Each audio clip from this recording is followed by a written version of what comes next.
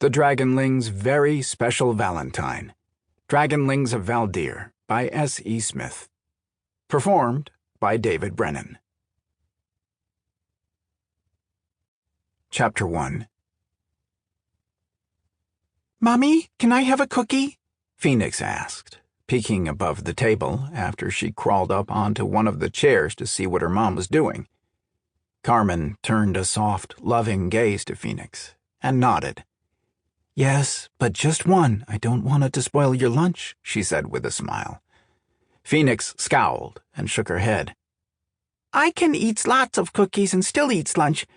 My dragon is always hungry," she replied with a serious expression. "Did you make hearts? I love hearts." "I know you like hearts. That's one reason I made them in this shape," Carmen chuckled, and tapped Phoenix's nose with a fingertip covered in frosting. "Oh my, you have red frosting on your nose." "Frosting? Is that the yummy sweet stuff?" Curizan growled, stepping into the kitchen and sniffing in appreciation before looking at Phoenix when she turned her head and grinned up at him. "I think I need to lick that off."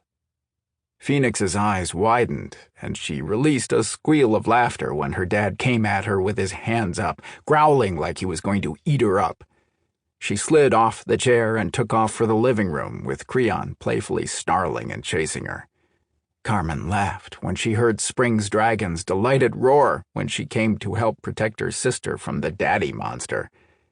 Carmen smiled and shook her head, enjoying the sounds of giggles and deep masculine laughter coming from the other room. She refocused on decorating the cookies. She added the words, "Be mine," on one of them.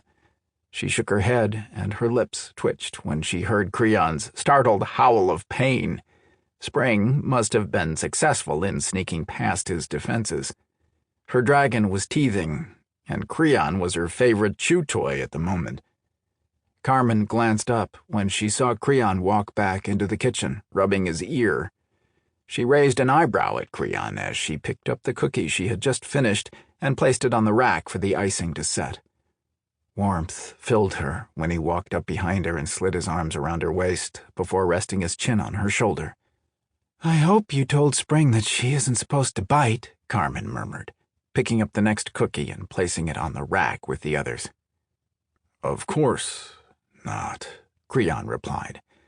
"I had Phoenix trapped, and Spring wanted to protect her sister. Besides, she didn't bite me all that hard." Carmen tilted her head back and glanced at his ear. "You're bleeding," she stated. "Baby dragons have very sharp teeth. It doesn't matter if she bites hard or not, it is going to draw blood." Curizan reached up and touched his ear. He scowled when he looked at his fingers and saw the tiny smear of blood. He released Carmen and walked over to the sink.